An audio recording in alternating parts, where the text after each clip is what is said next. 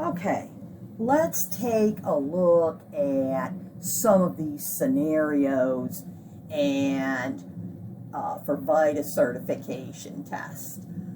When you're doing this, be sure to carefully read through the scenario. Don't just skim through it. You'll end up missing an important point. So that's the first thing. So let's read through this first one carefully. Teresa is single. She lost her job before the tax year. So that means, number one, she's legally not married. Number two, she was unemployed during the tax year. Okay, and she had an 8-year-old son, Julian, and the two of them, Teresa and Julian, moved in with a friend whose name is Elizabeth. Teresa and Julian lived there the entire tax year, so from January 1st to December 31st. Julian's father died back in 2012, so he's not part of the picture. We don't have to worry about if there's another parent out there that could claim Julian. Elizabeth paid all the costs of keeping up her home. Elizabeth, who is single, so she's legally not married either, she provided all of Teresa and Julian's support because Julian was only 8 and Teresa is unemployed, and so Elizabeth kept up the home, paid for groceries, etc. Elizabeth had total earned income herself of $42,000, and neither Teresa nor Julian had any income at all, and all three are U.S. citizens. Okay, so the question is, does Elizabeth qualify for head of household? And can Elizabeth claim Teresa or Julian or both as dependents? Okay, and so you can be a single status and still claim dependents, or she might be able to be head of household and claim dependents. Okay, or maybe neither. Maybe she can't be head of household and she can't claim anyone as dependent. So that's the question we have to ask ourselves. Now, I am posting on D2L some additional resources for you, but one thing to do is to look at your book, and so let's start there.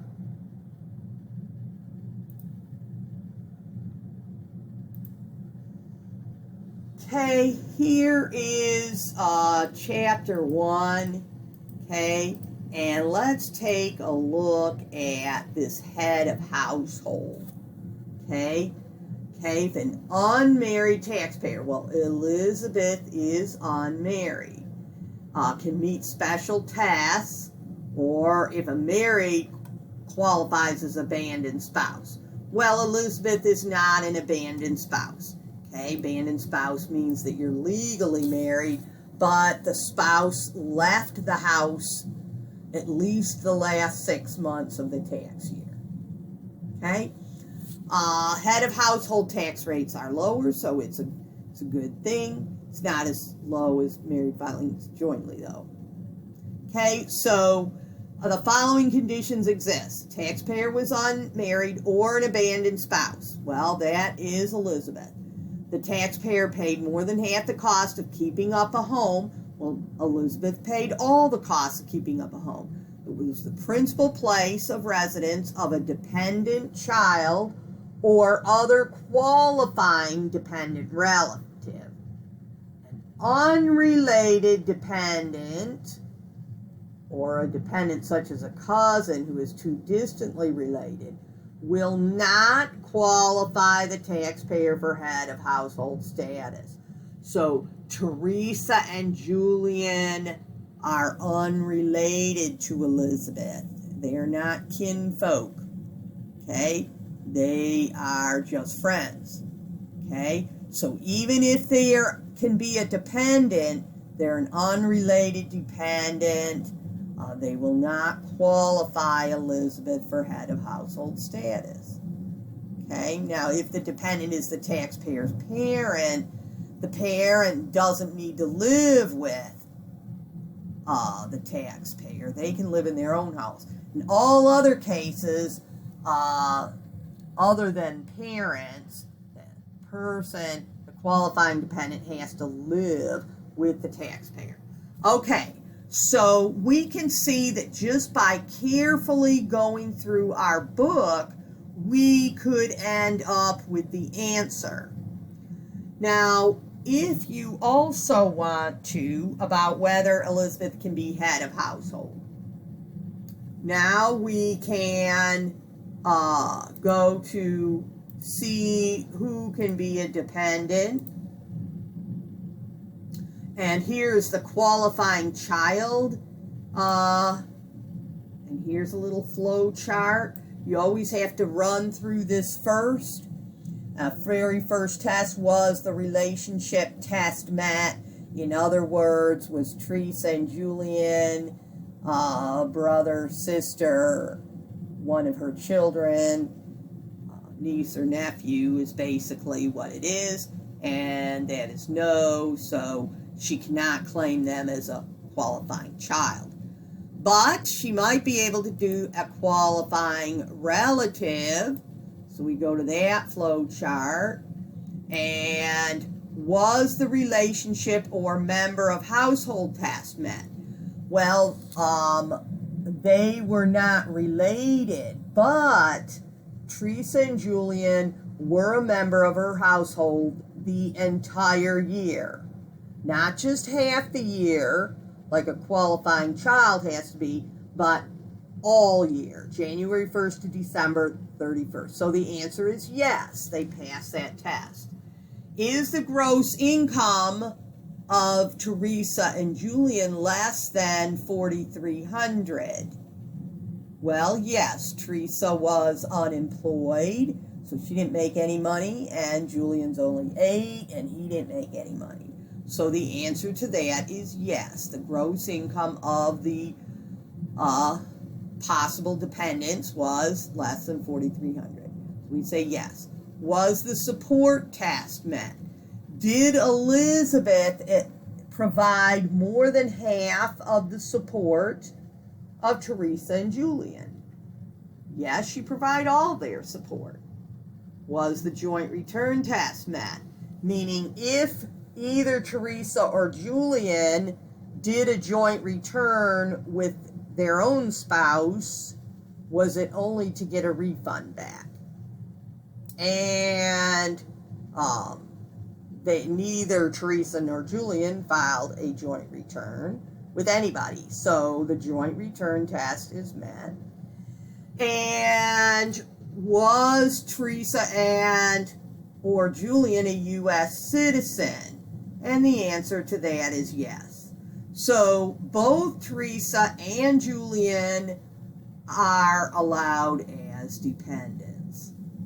So if you follow these flow charts and follow what's in your book, that can be very helpful, okay, in answering these questions. Also going to put some things from, this is publication for 4012, and it is an IRS publication. You can find it on their website, publication 4012 in the search box, and you can get this.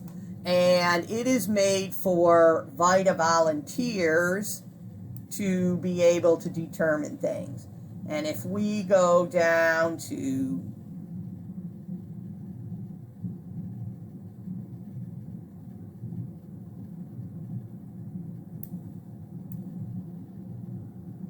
here, there's a decision tree, and you can go through the decision tree, and this can help you decide what filing status.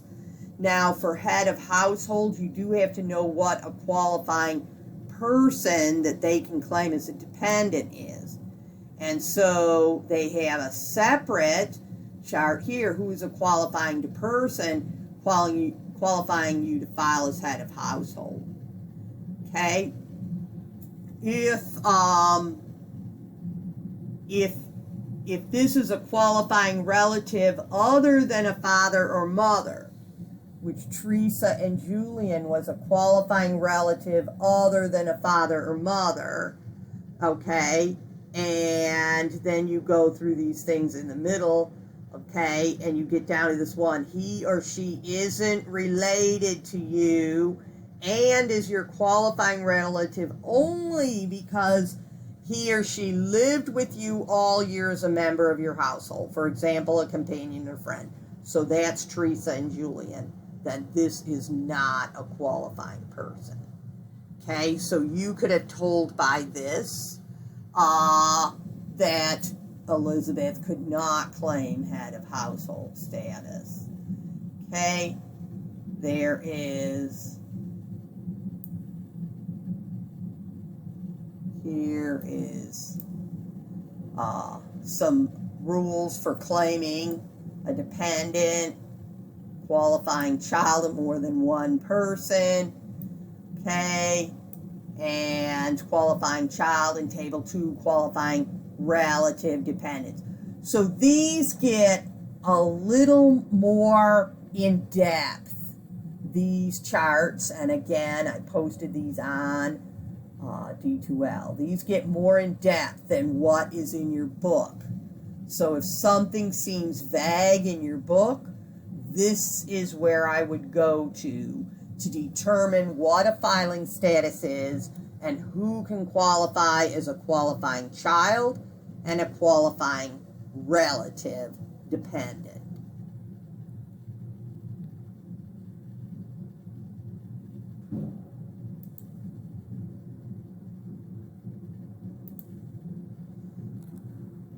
Okay, so here Sarah is on the second one. Sarah's 23, single, full-time student, lived with her parents, did not provide over half of her own support.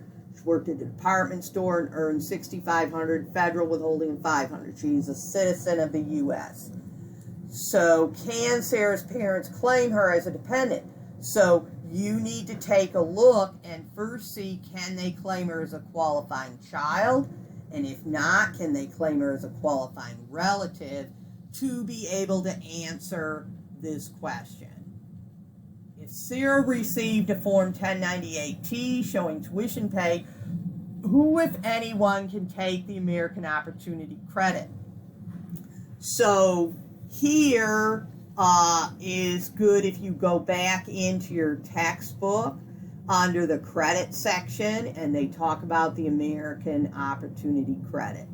Technically, these education credits go with whoever is claiming the student. So if the student is claiming themselves, then the student gets to take it. If the parents are claiming the student, then the parents get to take the education credits.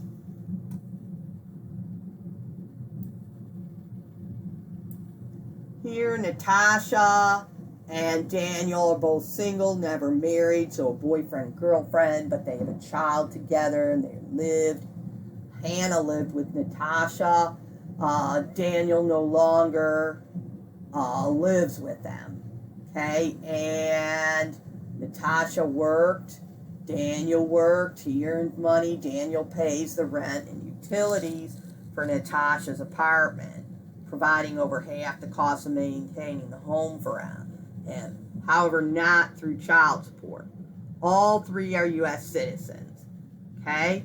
So, who can claim head of household, if anyone? So, go through the head of household rules.